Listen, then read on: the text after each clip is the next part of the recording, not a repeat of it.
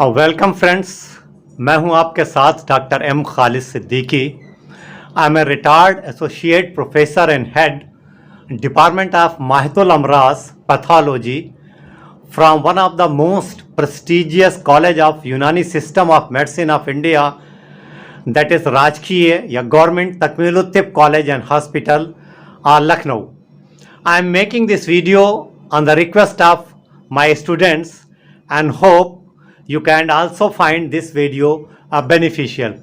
If you like this video, then please like, share and subscribe this channel, and don't forget to press the bell icon to get the notification earliest. Hello students, today's the topic is the dysplasia.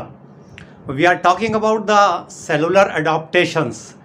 We have already talked about the general description of the cellular adaptation in the part first, then atrophy in the part second, then the hypertrophy, then the hyperplasia, and then the metaplasia. So this is the part 6 of the cellular adaptations, that is the dysplasia. If anyone have direct landed on this video, so please go through all these videos. The description link is in the description, so you can easily understand the cellular adaptations and the different in detail the different type of the cellular adaptations. Now this dysplasia को हम लोग कहते हैं यूनानी में सू ए नमो या नमो नाकिस। सू के माने बिगाड़ के हैं, नमो का मतलब है उसकी तख्लीक, उसका स्ट्रक्चर, उसका डेवलपमेंट। तो बिगड़ा हुआ डेवलपमेंट या खराब डेवलपमेंट। तो dysplasia is the Greek word that means the bad formation. It is the disorder cellular development. जो सेलुलर डेवलपमेंट है वो डिसऑर्डर हो गया है या बैड डेवलप हो गया है, बैड फॉर्मेशन है। Dysplasia is often accompanied with metaplasia and hyperplasia. जहां पर डिस्प्लेजिया होती है आमतौर पर साथ में वहां मेटाप्लेजिया और हाइपरप्लेजिया भी होती है, और हम लोग मेटाप्लेजिया और हाइपरप्लेजिया पढ़ चुके हैं। So this dysplasia is also known as atypical hyperplasia. Dysplasia is also known as atypical hyperplasia. Dysplasia occurs into epithelial cell. Metaplasia हम लोग ने पढ़ा था epithelial and the mesenchymal, but it is more commonly occur into the epithelial cell. And this epithelial dysplasia may be in different grade. It may be grade 1, this may be mild. Grade 1 means the mild. It may be the mild, it may be the moderate, and it may be the severe.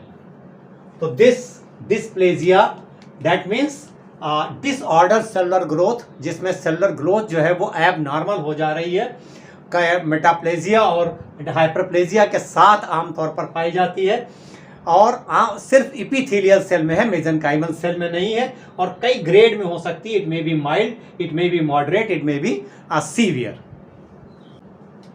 तो definition dysplasia की clear है कि dysplasia is the abnormal cellular growth या disorder cellular growth. Metaplasia हम लोगों ने पढ़ा था, उसमें क्या था कि one type of the mature cell is replaced by the another type of the mature differentiated normal cell. यहां पर है कि सेल की ग्रोथ ही एबनॉर्मल हो गई है। And this dysplasia is characterised by the cellular proliferation and cytologic changes. Cell proliferation हो रहा है और साइटोलॉजिक चेंजेस हो रहे हैं। सेल की साइज में, उनकी जो ओरिएंटेशन है उसमें, उनके शेप में, सारी चीजों में फर्क आ जा रहा है।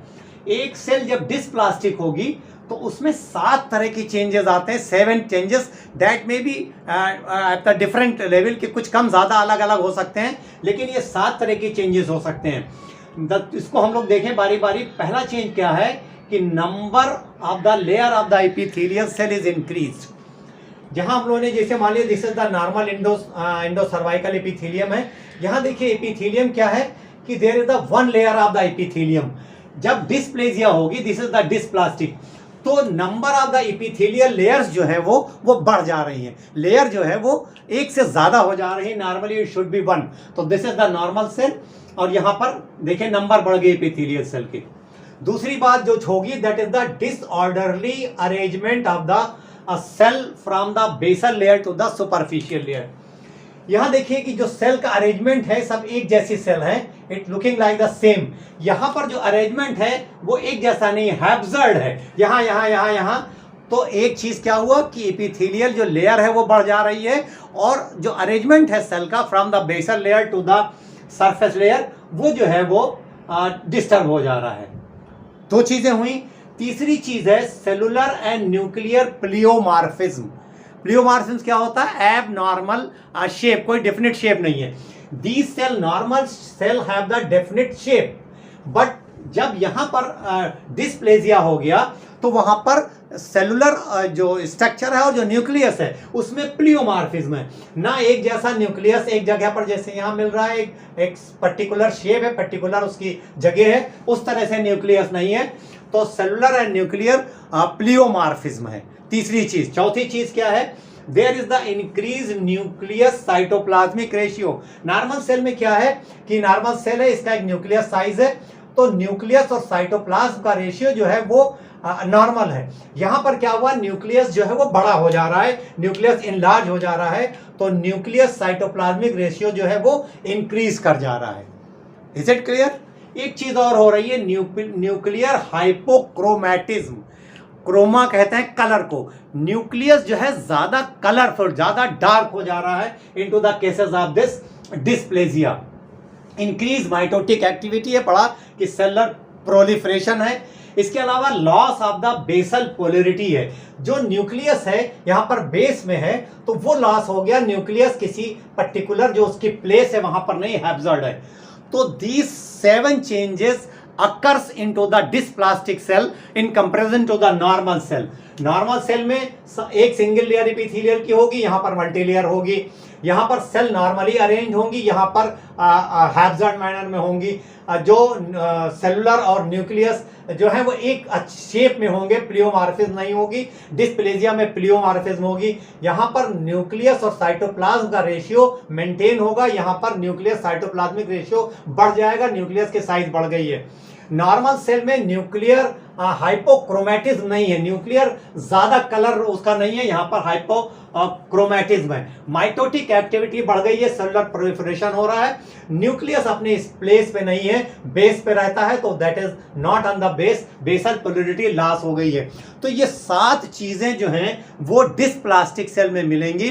दैट मे बी डिफरेंट वो हो सकती है, यानी कि उनकी सीवियरिटी कितनी है इसमें फर्क हो सकता है, but this 7 things is the hallmark of the dysplastic cell. Is it clear?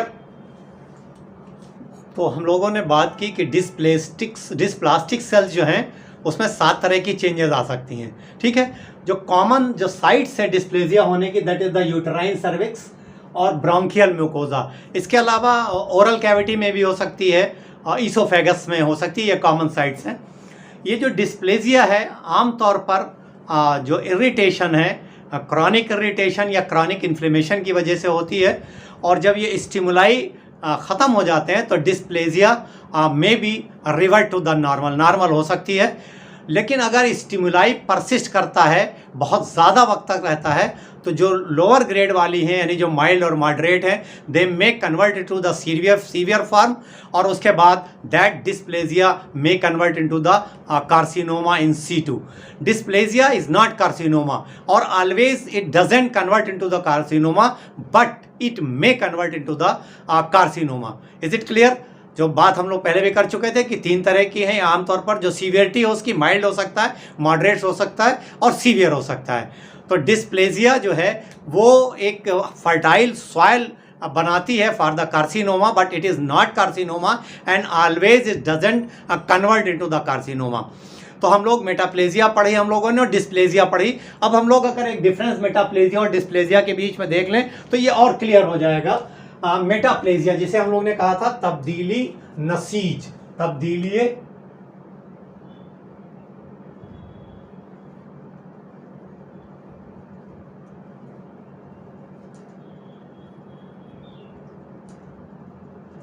नसीज, और डिस्प्लेजिया को हमने क्या कहा?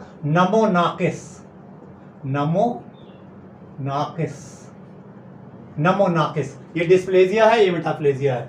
इससे बात करें फीचर डिफिनीशन की, डिफिनीशन अगर कहें कि व्हाट इज द मेटाप्लेजिया, हम लोग पढ़ चुके हैं।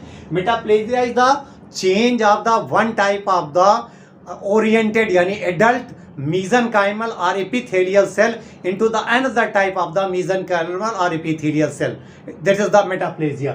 और ये हो क्यों रहा है? In response to the initiating stimuli, कोई स्टिमुलाई आ रहा है तो सेल अपने आप को कन्वर्ट कर ले रही।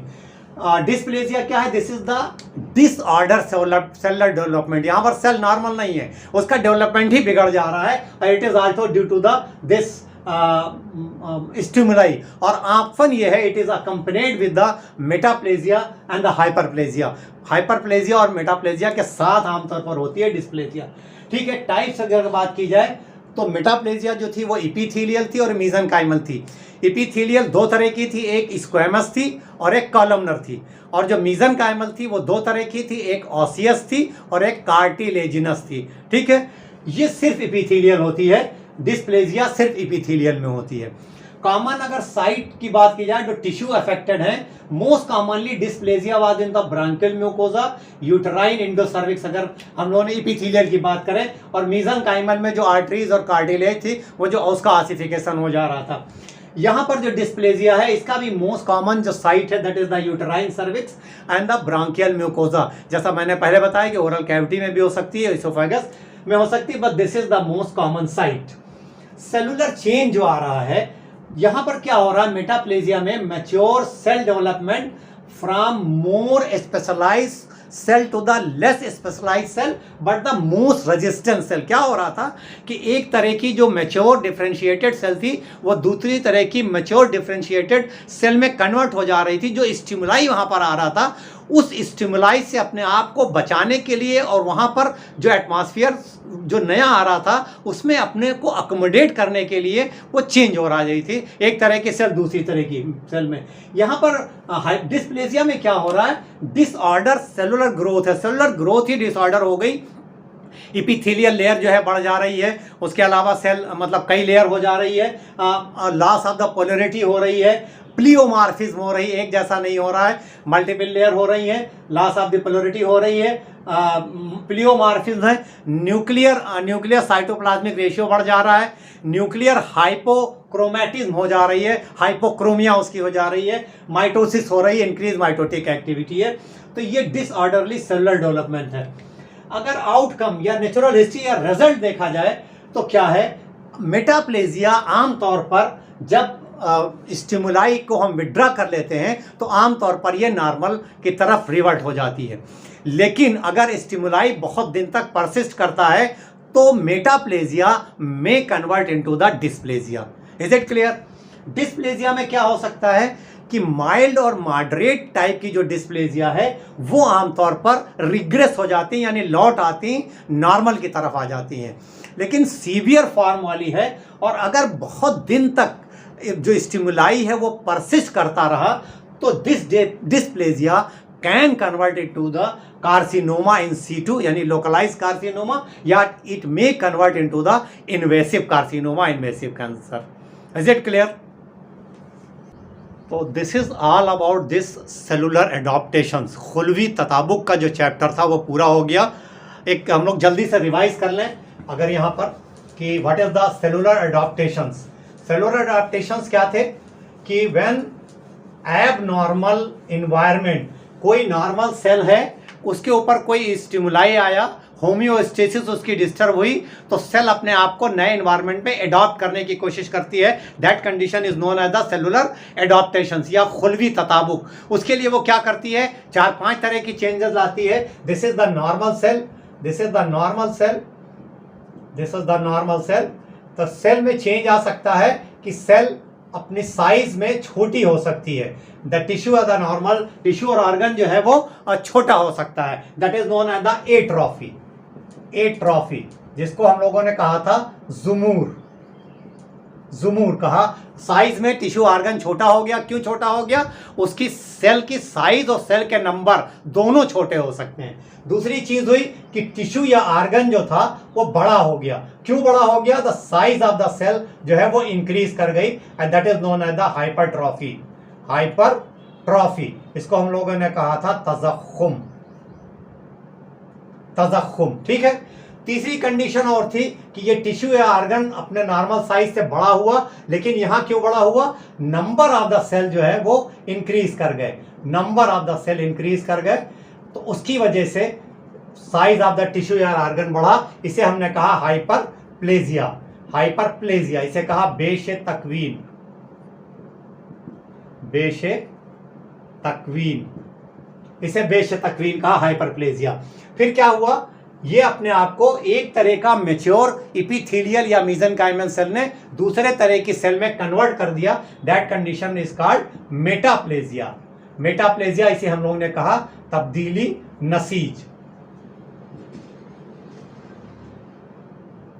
तब्दीली नसीज, यानी जो सेल है वहां पर वो एक तरह का दूसरे तरह में चेंज हो गया। और लास्ट चीज जो है that was the dysplasia. Dysplasia यहां पर क्या हुआ, जो उसकी नमो है, जो सुए नमो हो गई, जो सेल की बनावट थी वही गड़बड़ हो गई, तो डिसऑर्डरली सेलुलर ग्रोथ हो गया। तो मेरे ख्याल से पूरा चैप्टर बहुत क्लियर हो गया होगा आप लोगों को। आप फिर से पढ़िए, अगर कहीं कोई कन्फ्यूज़न है तो मुझे कमेंट में बताइए, और कमेंट में ये भी बताइए कि अब आप स्पेशली क्या पढ़ना चाहते हैं। और आज बस इंशाल्लाह इतना ही। नेक्स्ट उसमें जब हम लोग अब बात करेंगे तो एक नए वीडियो में एक नए टॉपिक के साथ मुलाकात होगी इंशाल्लाह। तब तक के लिए अल्लाह हाफिज़।